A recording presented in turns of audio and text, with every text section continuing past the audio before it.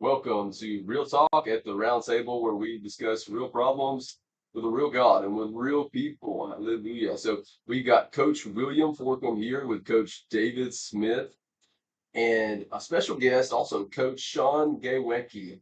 We're going to be discussing all things persistence, setting those goals, moving towards them, and just knocking them out. So without further ado, I want to pass this over here to David. Yeah, go ahead, David. Come on in here and talk a little bit about what we're going to be discussing tonight. Well, the way we usually format this, just so everybody knows, is the first 30 minutes, it's just the three of us where we're going to have fun. We're going to real talk at the round table. It's live, it's unscripted, it's right here for you right now. The next 30 minutes, we're going to open up to questions, whoever's in the room. And this is where you can ask us pretty much anything you want that's on your heart. And we'll answer it the best way we can. We never don't have the answer, but we may not have it right now. So nobody's perfect, and we're far from it. And today, persistence is one of the biggest keys that's going to help you win. Just like in the Bible, the king, the person that came to the king persistently, finally got what they were asking for. So let's bring Sean in right away and get into the persistence. Well, hi guys. Thanks for having me on today. I'm excited to be here and talk a little bit about persistence and how it's helped me in accomplishing my goals and how I think it can help people in accomplishing their goals.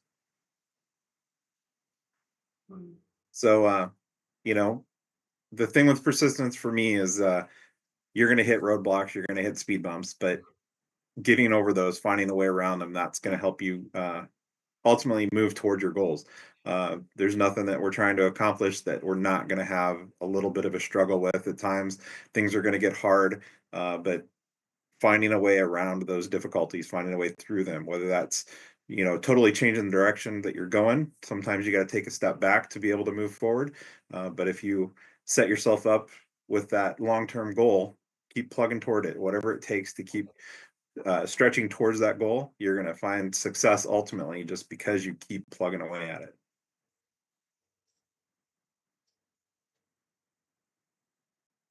Yeah, for sure. You said setting that long-term goal, plugging away at it. And I think it's really important here that we acknowledge that we will have like bad days. We'll have off days. We'll have lazy days. But to have that long-term goal there, like on a vision board, I know, David, you are all about that vision board. Come on in here and tell us the importance of what the vision board has done for you and your coaching practice and even in your personal life. Yeah, so it's big key. There's a Bible verse that says, the one that doesn't have vision will perish. We have to have that direction, that point of where are we going. And that keeps us in line so we're being persistent about the right things. So vision boards are the most important thing in my book. The first thing is why. Why do we need change? Why do we need this? Why are you doing what you're doing? And then it's the vision so that we can be persistent about it.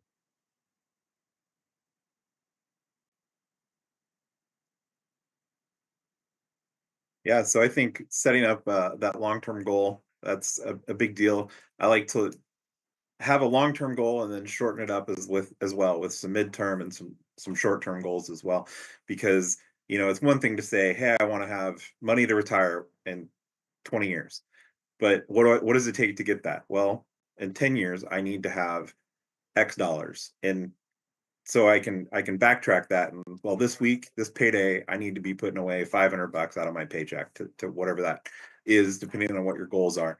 you know um, you may not always be able to put away that $500 that you've set as that short-term goal, because my car broke down and it's going to distract me a little bit. But you figure that out, you readjust what's going towards those goals. You're not putting that 500 away this week, but next week, after you've paid for that repair or whatever, you've got that back on track. You've got that goal. You know that you need to do the $500 this next week, and maybe you're able to do 600 because you had to miss a little bit with that repair or whatever it was that got in the way. So it is finding that path forward is is the key to being successful, I think.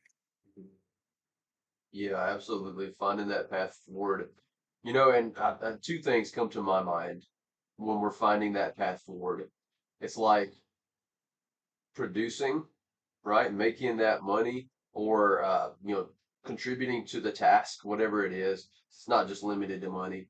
Maybe it's physical goals, and you're just knocking them down, and your bench press, we'll say, is just increasing little by little and you're producing. But I don't think it's only producing. I think it's also sacrificing, especially when it comes to finances and personal financial goals, because we can be making a lot of money. We can have a great offense, but we could be blowing a ton of money, can't we? We could be blowing a ton of money. So I think it's twofold there. We've got to be making enough to save, but also we need to be striving after our goals in such a way that produces sacrifice. That produces sacrifice. Yeah, Yeah, sacrifice. Oh, go ahead. I think that's a good point.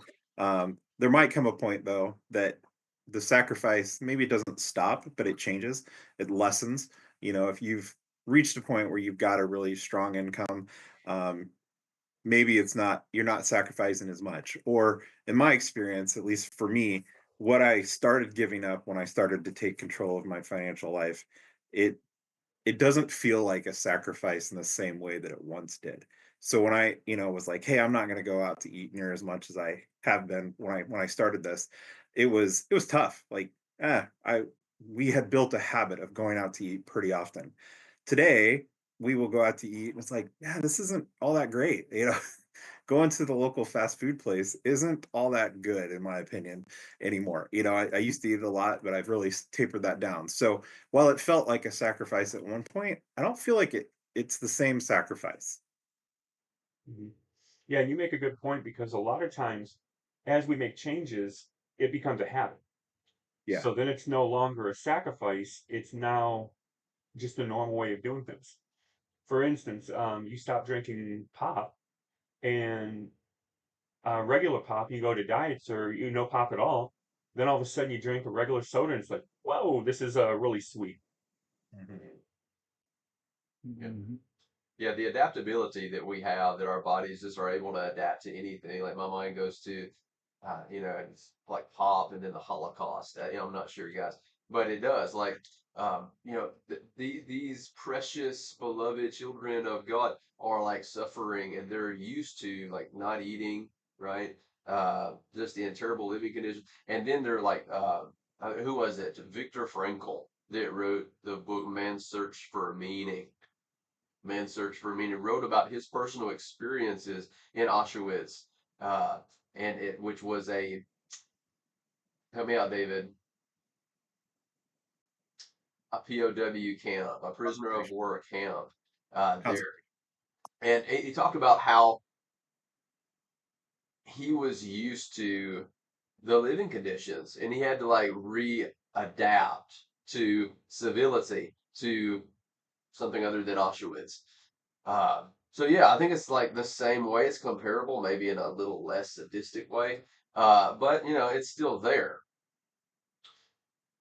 Like if we are grooming ourselves to eat out every day, then it's going to be our normal. And then to sacrifice that is going to be a huge deal. Huge deal. So I'm going to ask a question.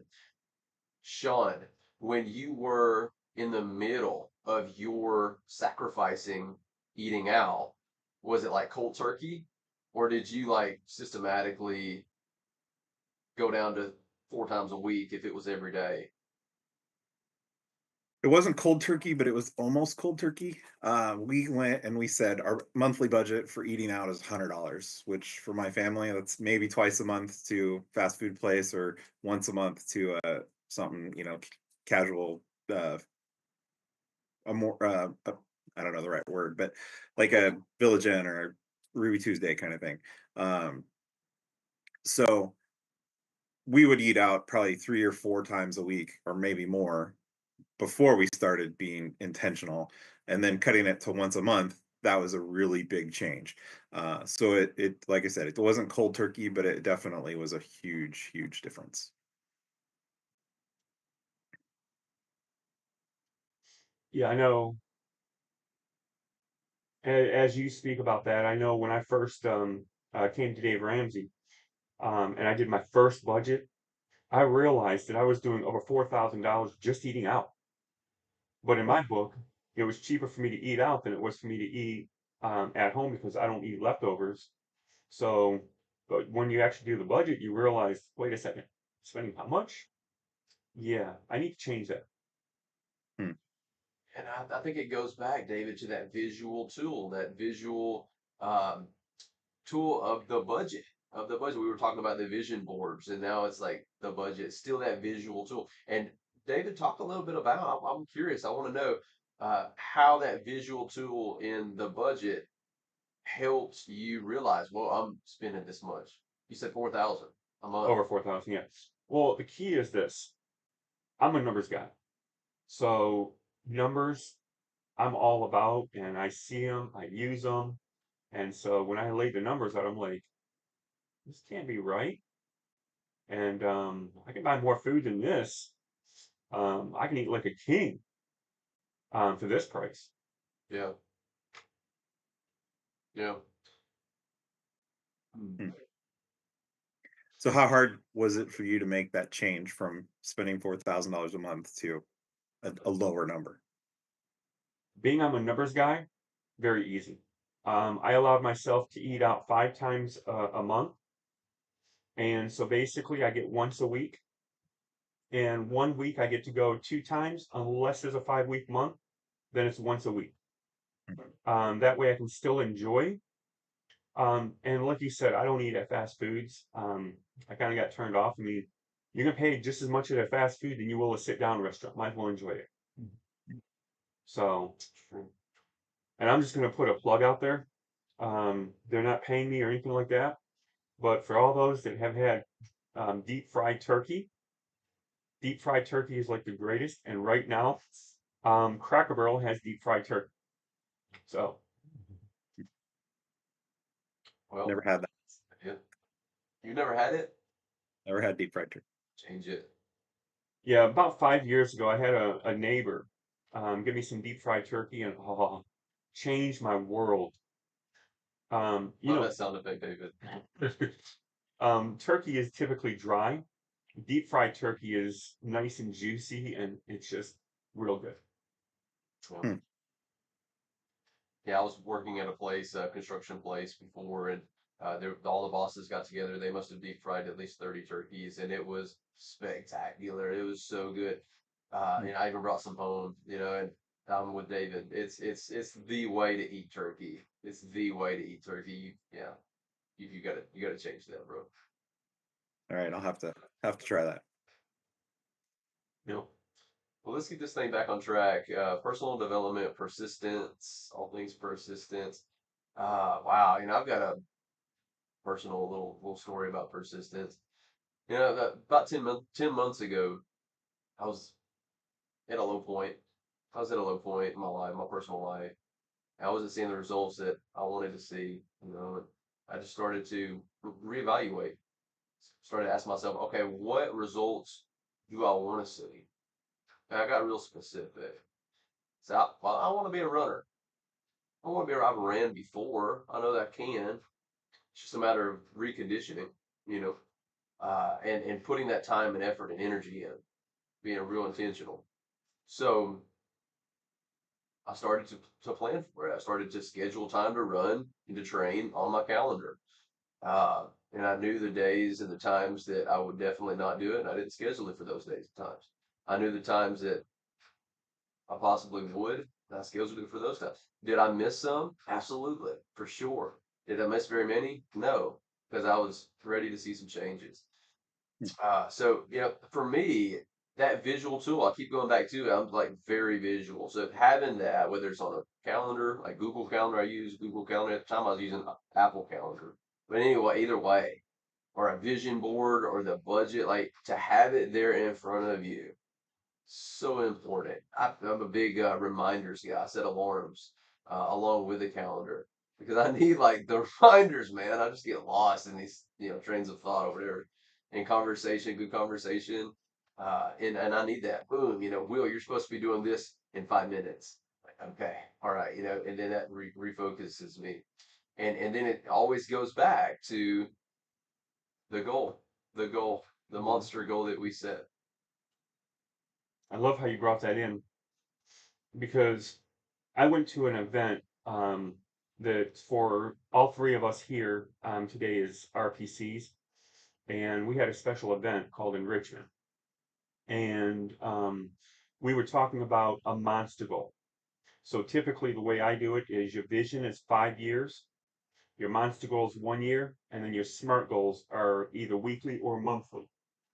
Speaking of which, I'm going to try to do this, one of my old vision boards, um, back when I had debt. Now, when I came to Dave Ramsey, I was over $300,000 in debt. And I don't know if you can see this or not, but I have a vision board here. And in one part of it, I have debt being erased, paid in full, debt-free zone, and that's all in this corner here. Then I have a huge pile of money because I had a lot of debt. So this was my vision board to getting out of debt. And I'll tell you, vision boards work. They absolutely were, sure. Sure. Mm.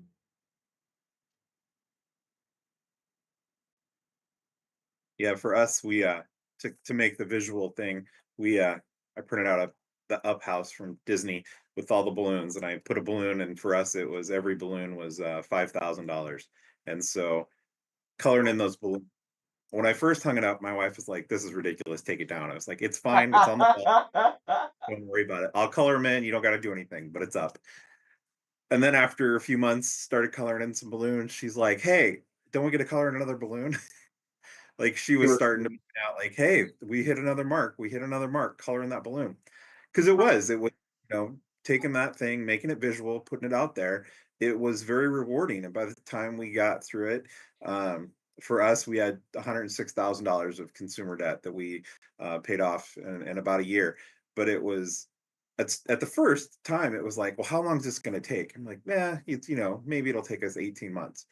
But when we started making progress, it was that sacrifice that you talked about. Well, like we definitely we made real big changes to start with, but then along the way, it was like, all right, now we're making more progress. What else can we do? What other things can we adjust? Because, and it is, I guess, to some degree, we started taking more sacrifice, like you said.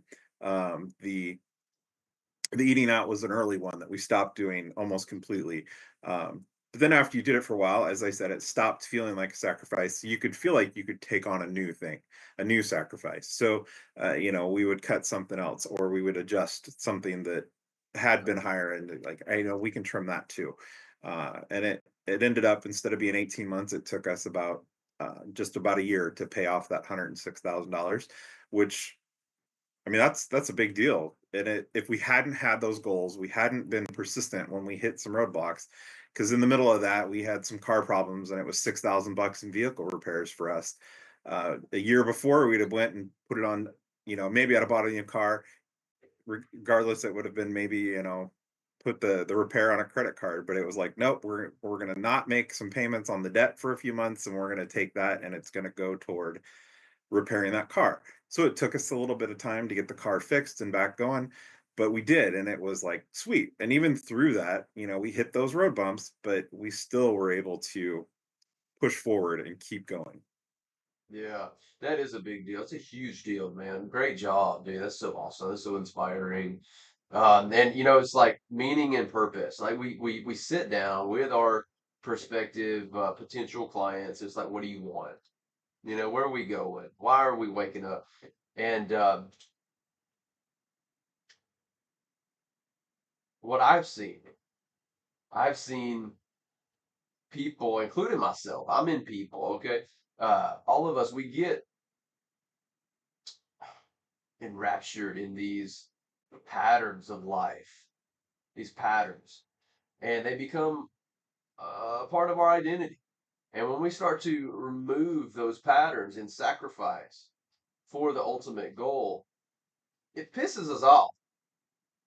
Just to be very blunt, it makes us mad. And little things like coloring in the balloon as a family, it really helps take that anger and redirect it into just fire motivation, doesn't it? Mhm. Yeah.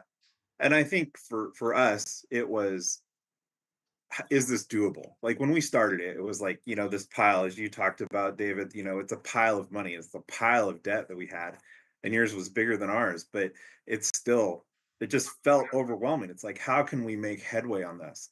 Because if you'd asked me 5 months before I started that, hey, how much can you pay down towards your debt this month? I don't know, maybe 100 extra bucks, because all my money was being taken up by things that I wasn't paying attention to. But when we started paying attention to it, suddenly it's like, hey, we've got some real dollars that we can put towards this. We can trim our eating out. For us, I think it was 1,500 bucks a month that we were spending eating out, and said, hey, we got 100 bucks a month now. Well, that's $1,400 net that's going to go towards that debt. I'm a big board gamer. I like hobby stuff. I do toy soldiers, and I was spending more than $1,000 a month on average on board games and things. And it was like, that's just going to stop. I'm not doing that for a while. So there was another $1,000. So we were blessed with having a big shovel, as they like to say. We have a good income, but it was changing what we were doing because we had that long term goal. And when things were tough, it was going back to that. Nope, this is what we set. This is going to be the path that we're going to follow because we can see it. And suddenly it was like, hey, we can do this. Every time we colored in a balloon, it was like, hey, wow, hey, we're coloring in one in another one pretty quick. It's not taking near as long to do it. Sometimes we'd color in a couple. My wife works in real estate, so she gets commissions. So it was, hey, we got to, she sold something, so there's a big commission. We got to color in a couple balloons this week. So it's definitely seeing that the reward at the same time, and having that visual of it was a good thing too. Mhm. Yeah, and I know some people, they'll make chains, Yeah, construction paper chains. And just like their balloons, each chain is so much money. And when you get it, you cut a chain up, you know. yeah, And so you'll have the chain wrapped around your room and you'll have like three walls covered. And as you're going down, now you have like two and a half, two, you know. It really gets fun when you have those visuals. yeah. And different people, I think, can be motivated by different things. So I've heard of the chains. I knew somebody that had two jars. One was labeled debt and one was labeled freedom, and they had rocks and the debt. And it, whether it was $1,000 or whatever, but every time they paid it, they moved it from the debt and they put it in the freedom. So they were filling up their freedom jar. And it's a motivator. It's something there. It's a tangible thing that you have, and you're building that little reward. And it's silly that moving a rock from one jar to another, or coloring a balloon, or tearing off a chain, but they are really powerful steps that you start to be like, hey, I need to do the next thing. That's gonna is rewarding my future ultimately. Yeah. And it's something so subtle, I think a lot of us miss it. It's like when we're paying off debt or we're, implementing a physical activity or, a hobby, a relationship, whatever, like new patterns in our life, we're taking away, like going back to debt, we're taking away the debt. But are we putting that rock into the freedom jar? Are we coloring that balloon? Are we giving ourselves something? And that giving ourselves something, that subtle move there, it's a real difference maker. Yeah, I totally agree with that. It's the little rewards. They don't have to be big rewards, but the little rewards keep you motivated along the process. And doing it together as a family. Yeah, I mean, if my wife hadn't hopped on with me, at first she was not as excited about it. She wasn't really excited about it at all. But she definitely got more excited as she started to see the plan work. It wasn't nearly as horrible to trim out some of those things that we were enjoying. And ultimately, we can enjoy a lot more now because that debt's gone. Those big payments that we were making every month aren't there anymore. So we can use that money to achieve those goals, to do the travel that we want to do, to set money aside so that we're able to retire. So it's a rough time. It's hard to make those cuts. But the benefits of it, the rewards that you're going to have in the long term, totally make it worth it. Yeah, yeah. You know, and in my married couples, what I've seen is this material, like everything is like the emphasis is on the material stuff. It's like the car or, whatever, just the material stuff. And they're having problems because they're not facing each other. They're facing like whatever's important to them, the material stuff. And what I've seen in this process of removing the material stuff and grabbing that rock from the debt jar and putting it into the freedom jar looks a lot like wife facing husband and regaining focus on who really matters, right? Who really matters. Some of the happiest couples that have ever existed have been broke financially, but rich relational, right? Rich relationally. Wow, that was hard to say, but you get it. Like we don't want to admit it. I know that I don't like to admit it, but we have limitations. And our focus, wherever it's going, we're gonna esteem that, whatever it is. And it's so important for us married people to put our focus on our spouse. Like they are so much more important than the car or the dishes that we want to eat on this Thursday because the family's coming over, or the vacuum cleaner that we're trying to save up for because it's easier to dump into the like whatever it is. It's like, these are people. This is my spouse. This is my person. This is my person.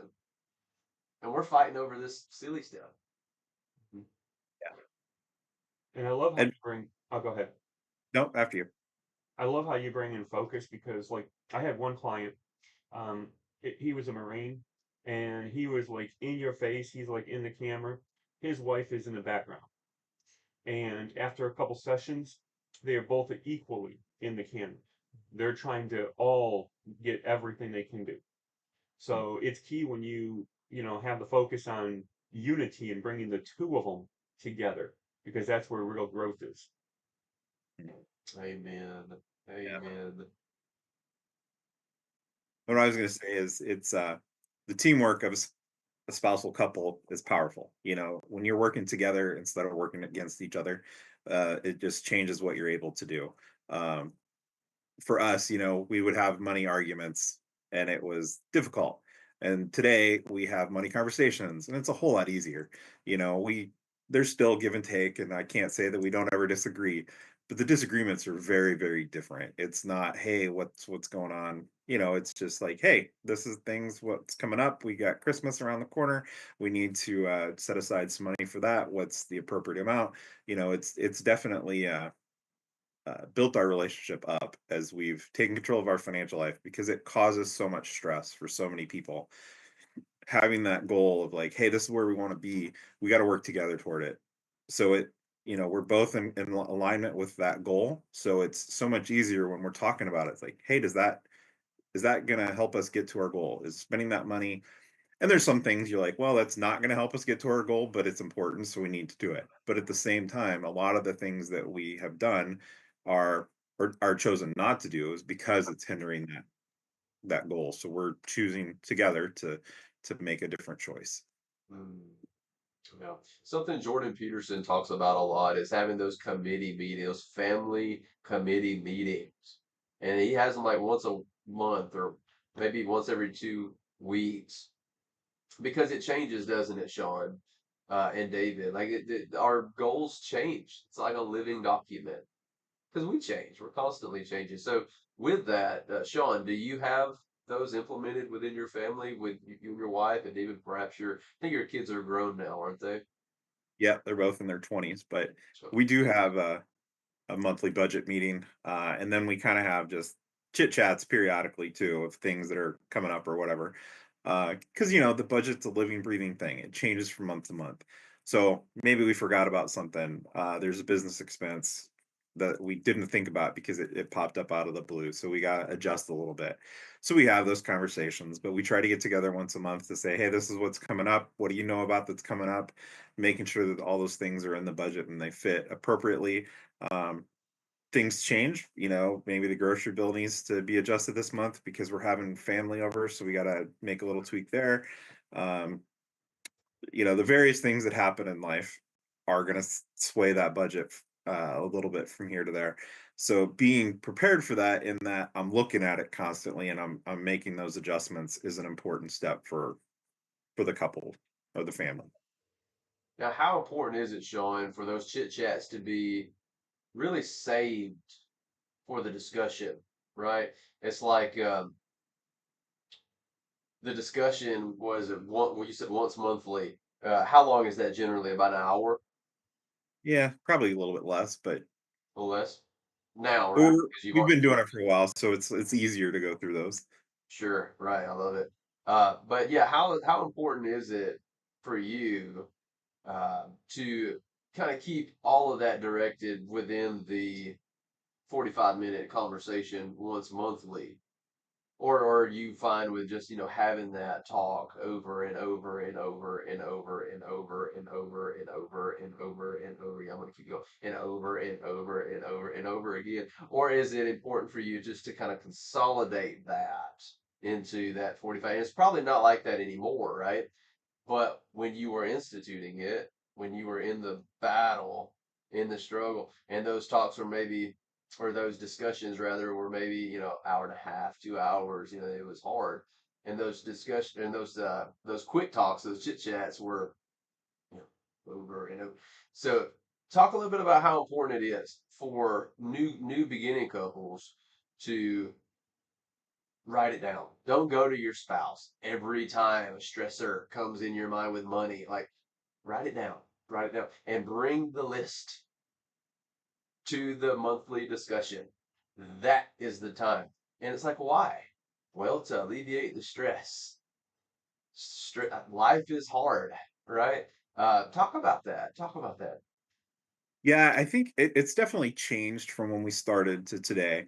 Um, when we started, it was really everything's talked in that official quote unquote meeting, but it is less segregated today. You know, we definitely have that meeting like, hey, do you know of anything coming up? But when there's something that's, hey, this is out of the blue, and our attitudes toward each other have changed too. So it's not so much, we don't take it as accusatory the way we once did. It's like, well, what are you spending that for? It's like, hey, we're both being thoughtful. We're thinking about these things. Hey, I got this thing coming up, and you know, where does that fit in, or how can we make that work? So the interaction between us has changed over time, because early on it was like, well, is that necessary? What's going on? We got these things we're trying to do. So Like, are you? I would say a lot of it shifts over time, but it also depends on the couple where they're at. You know, if it's tense, definitely is a good thing to have it. Hey, we're going to have these talks, and maybe they need to be more than once a month. Certainly when you're getting started, because depending on how tight your budget is, you know, one of the couples that I've worked with, they were like, yeah, maybe I've got $50 net a month, and that's tough. So when something pops up, when you only got $50, it's hard to make that fit. So they probably have those conversations more often than not. Yeah, I'll never forget. I had a couple in the power struggle part of their marriage. One of them went to Taco Bell, and then the other one went to Burger King. They were not supposed to go to, like, they had like written off out to me, and they were in the coaching session. And I said, what's going on? I asked the question, what have you done since we last met? And that came up. Burger King, like he went to Burger King.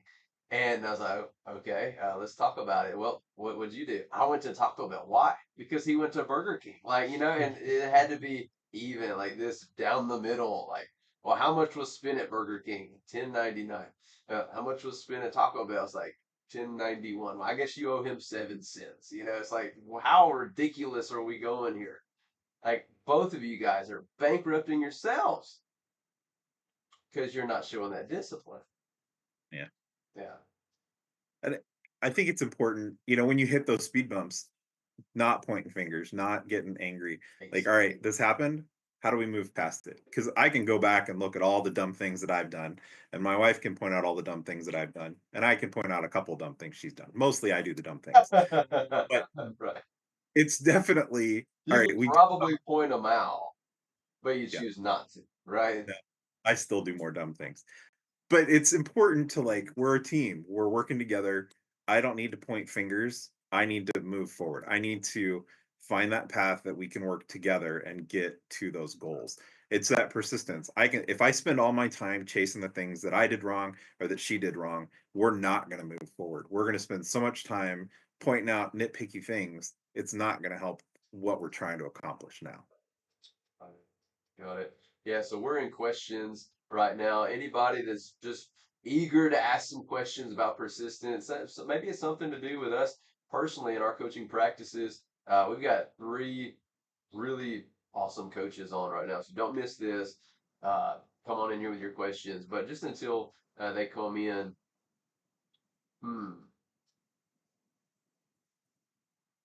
searching my mind for a question myself. So if one of you men have one, come on in here.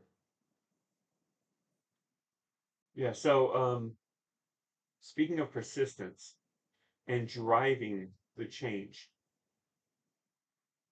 you have success in a couple things.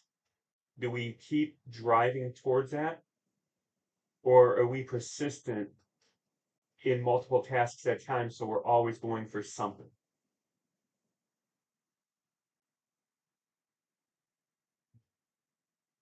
So I'll start here. I think focus is powerful.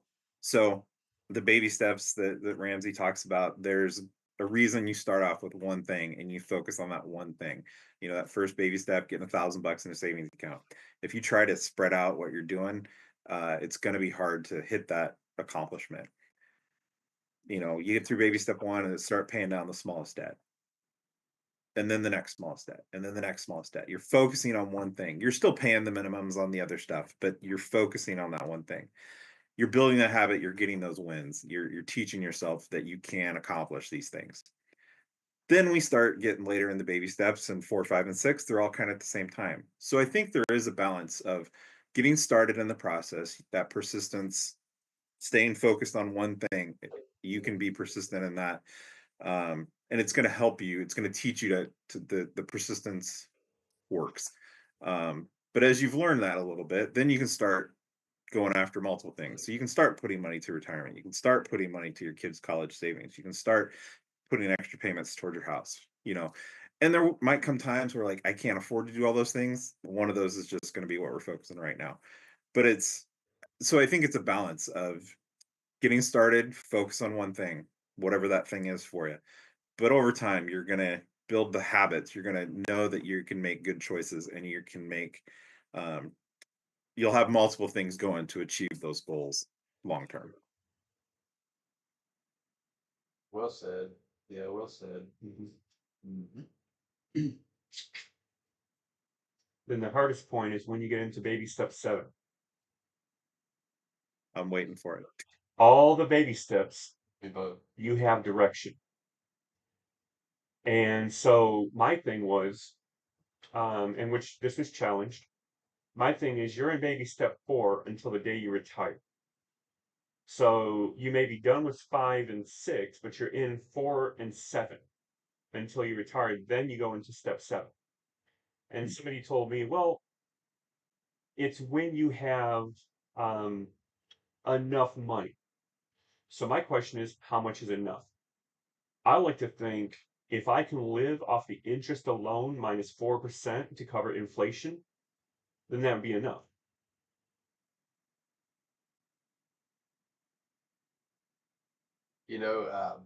I like that idea. I think having a number, having that target is a good thing because it helps you know when you have enough. Because I've met a lot of people that's like, I don't have enough. You got 10 million bucks. What do you mean you don't have enough? Where is that line? And you lose the money becomes the target. And that money's not the target. There's a why. There's something that is getting you. Yeah. Yeah. Well said. Well said. Absolutely. And just to ask you on a personal level, Sean, uh, what is your why? What's your target? What's that purpose behind the money? You said you had a big shovel. That's awesome to have, but the target's not the big shovel. We're talking the target's not the income, the money. So what is that for you? For us, we'd like to travel, so we want to be able to travel. We have a goal of visiting all six of the other continents in the next 6 years. So we're gonna do that. We have a trip booked in 2026 to go to Australia, um, and then so that's a 6 year goal. It's kind of exciting for us, but Kind of, beyond that, I'm sorry, what? kind of.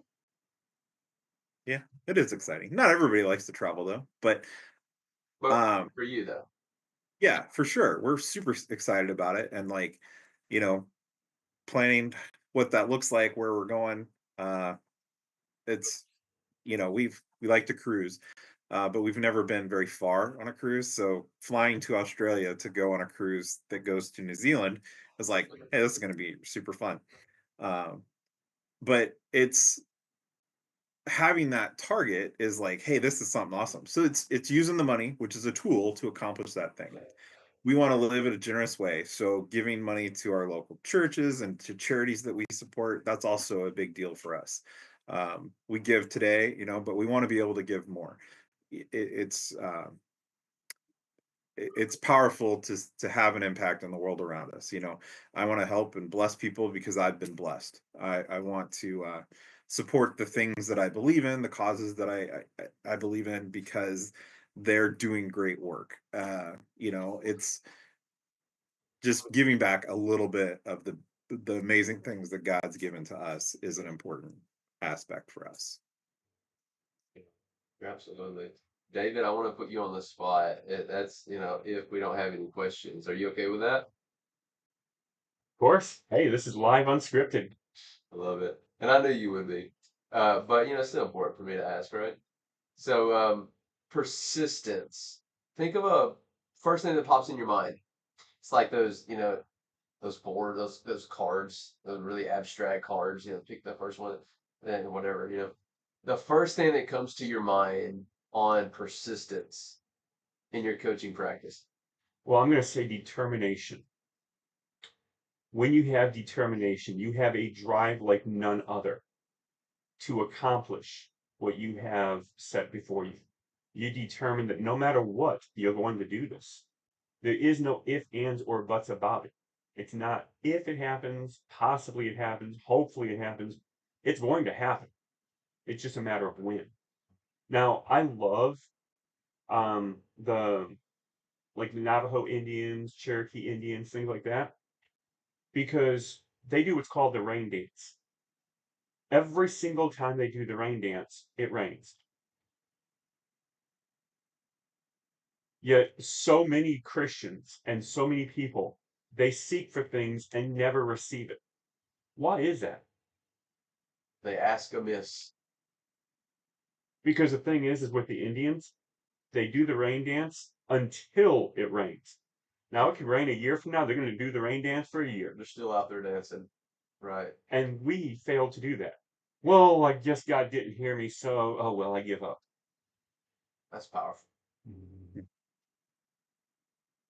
That's powerful. So let me flip it back on you, Will. When you hear persistence, what comes to your mind? Well, I really enjoy the Navajo Indian story, and man, my mind goes straight to the children of Israel dancing on the battle line. They're about to fight the Philistines, and before sunrise, like the battle starts at sunrise, but before that, they're like dancing, praising God for the victory. Could you imagine the mind game that played on the Philistines? Ah, man, and then they did. They slaughtered. They killed. Uh, so yeah, there's something about having that faith and dancing because you've already done it. You're not dancing for you're not dancing. You're not dancing for that. They weren't dancing for the possibility of the victory. They weren't dancing for hoping that they get the victory, just hoping that if God, has enough time, that He's going to intervene. Like, no, they're praising Him for the victory, and God wins it for them. So and then contrasting that to modern day culture. Oh man, we could go on for hours now, probably days, maybe even weeks, but we won't. We'll spare you that. So it's like they were living their lives. These children of Israel, they were like waking up every second, minute, hour, day, and weeks, months, and years for God. Like He had their attention, He had their focus. That's not the general. That's not the normal here in America. It's just not. And for those who do have their focus on God, it's pretty hard for them because this is not very. It's not relatable. It's not relatable. But yeah, I don't know. So that's where my mind's going. That's where my mind's going. Sean, what about you? Um, I just for me, it's just being consistent even when it's hard. Whatever it is, the like processes I can't control. Like I have a target number. I don't know how long it's going to take me to get there, but I know I'm going to set aside X dollars, and that is the process. So if I set aside that money, eventually it's going to grow to be the number I need it to be. Um, so every time I'm just following that, being consistent, and when I can't do it, I'm still doing what I can do.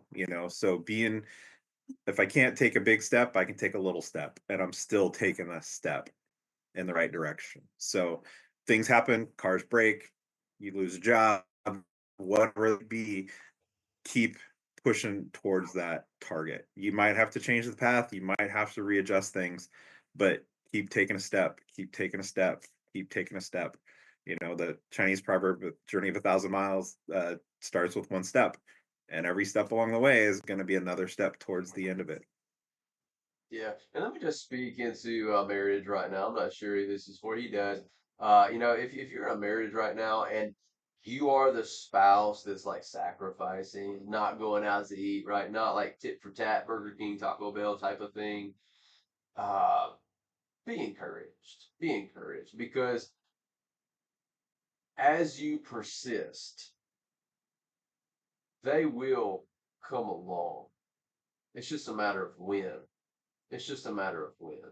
So keep dancing, praising God for the victory because it's yours, and know that God has tethered Himself to your pain, your suffering in a real way there on the cross of Calvary. He hasn't turned His back on your pain. Knows exactly what you're going through, and that's what really separates Christianity from every other faith. God has tethered Himself to pain. Mm-hmm. Uh, there, it's worth it. It's worth it. Keep going. And it's funny you said that because I have, for people that know me, I'm a very strong man of faith. I had this car, um, and it was in real bad shape. I needed a new car. So I walked with faith that this car is going to make it until I get another car. If it doesn't, because the devil's going to put things in your head, right? If it doesn't make it, then my new car is coming right behind me to drive. Okay, now I never got that new car behind me, but that car did make it until I got another car. Matter of fact, when I gave up that car, the next person was like, "How are you even driving it? This car won't even start." It was a miracle from God that that car was even moving, Yeah. but it worked until I didn't need it no more. And that's the power of persistent determination, your drive that it's going to happen. I was under so strong a faith that, okay, devil, if you want to take this car, that means my new car is coming right behind me. Somebody's going to just give me a car, because I couldn't afford a car at the time. Yeah. So, One really cool thing about people, David, is that I'm learning to just really love and embrace is people love a good story.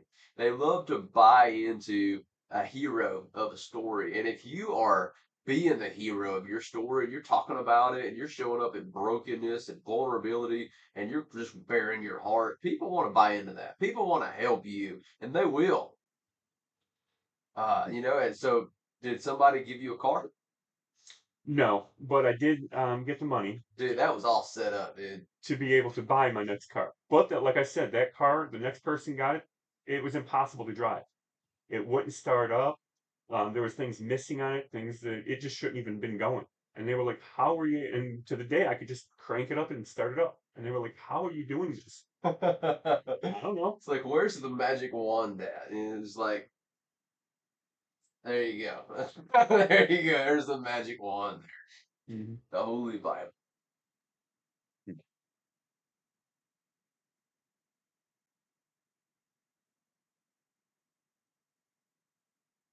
So, and also another thing, um, for those that see me, they see a person from, most of the time you see me from my chest above, you don't see below. And I went to an event and seen a lot of fellow coaches, and they're looking at me with like, huh? I never expected that. People that walk with strong faith, a lot of times you never know what they're going through. Mm. And but when you see them on the other side, you're like, wow, and we all, every single person has a story. Every single person is going through things. It's not the same thing. I know, Will, you're going through things, not the same as me, but you're going through things. Sean, I don't know you too well, but I know you're going through things. Sean's going through things. We've had those talks.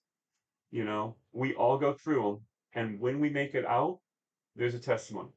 Now, for the people that know me, I don't like sharing current events because I like to muscle through, walk with faith to get through it, and then I'll share my testimony. And the more that happens just creates a bigger testimony. But in my book, if I share current things that's going on, a lot of times people like to hold back. Oh, here, let me hold the door. Here, let me do this. No, no, no, I can get it. Here, let me carry. No, no, no, I can get it. They like to just do things and actually hurt you because you're not being determined. You're not, putting your best foot forward. So a lot of times I like to just do things. And I don't know about you, Sean, things that you're going through. Do you talk about it or you just do it? I don't spend a lot of time talking about it. I internalize a lot, so just push through. Hmm. But What then I you have a mighty testimony. what I have found, no, I'm not taking anything away from that. I think that is uh, going to lead to a powerful testimony. But what I have found is whenever I am articulating my pain and my brokenness and being vulnerable, especially with other brothers in Christ, it provides me a source of strength that I wouldn't have otherwise. And it also acts as a safeguard. It also acts as a safeguard because it's a source of accountability. Every time I see these brothers, they're looking at me like, how are you doing, bro? Or let's talk about this, or and I know that if I was to be fostering some sort of secret sin or anything less than my best foot forward, I'm failing those men because I've went there. I've invited them in and now they're rooting for me.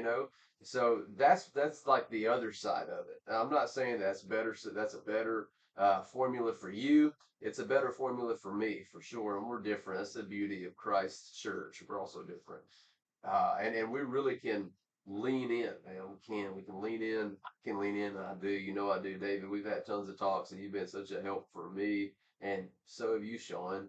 And I appreciate you both, man. And I tell you, I want to be that, right? I want to be that, but I think that there's a real problem amongst the brothers when we're not, when maybe it's just one-sided, when one is being courageous in that sense of being vulnerable, right, and broken, and then the other one's not, kind of holding back because they don't want that charity, they don't want that, holding the door open or you looking down, right? So it's like, okay, how can we love each other in a way that resembles respect? Yeah.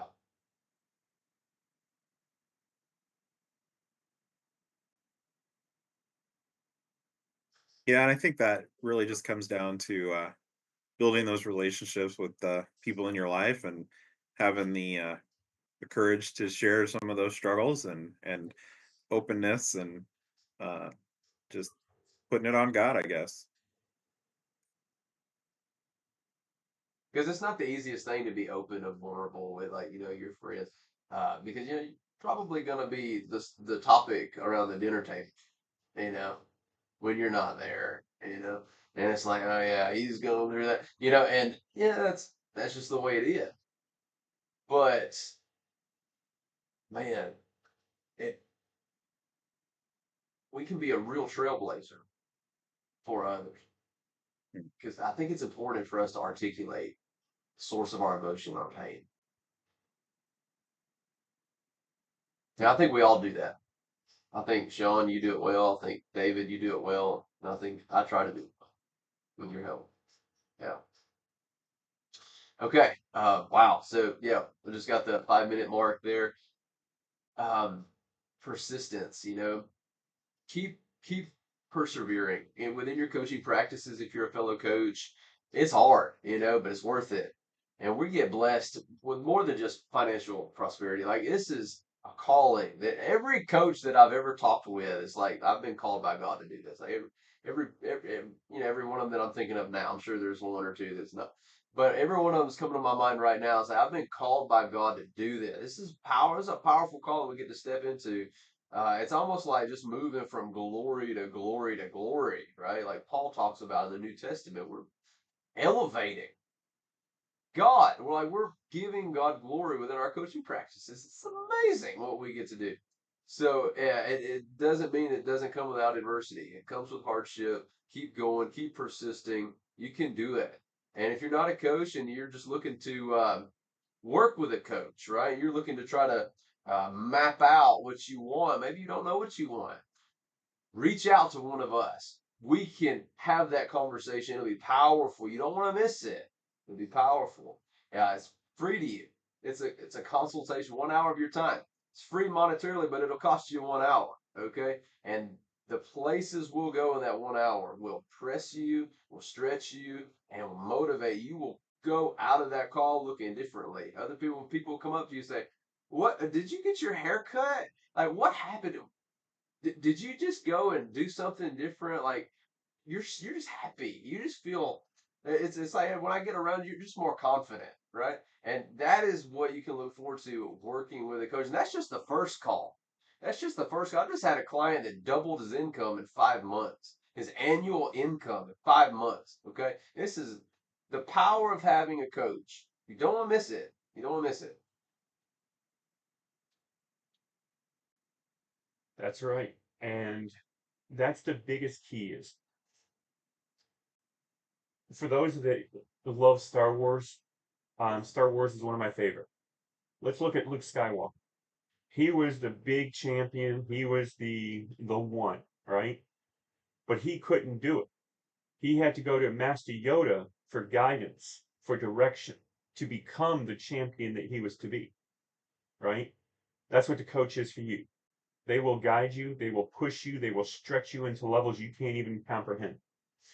When you're in your comfort zone, there's no growth. Everybody knows you have to come out of your comfort zone to get growth. However, with a coach, we'll get you out of your comfort zone and a little bit more. We're going to push you till there is no pushing. And that's where true results happens. Sean, I'd like to say thank you for coming on. Is there any last final words that you have to say? No, just thanks for having me, and uh, just it was a good conversation. I appreciate you guys. We appreciate you, man. Yes, and it was great having you. We thank you, each and every person, for coming and checking this out, both live and who will come later on. Remember, hit that subscribe button. We are doing this every single week. And every Thursday, it's live, it's raw, it's unscripted, and it's just for you.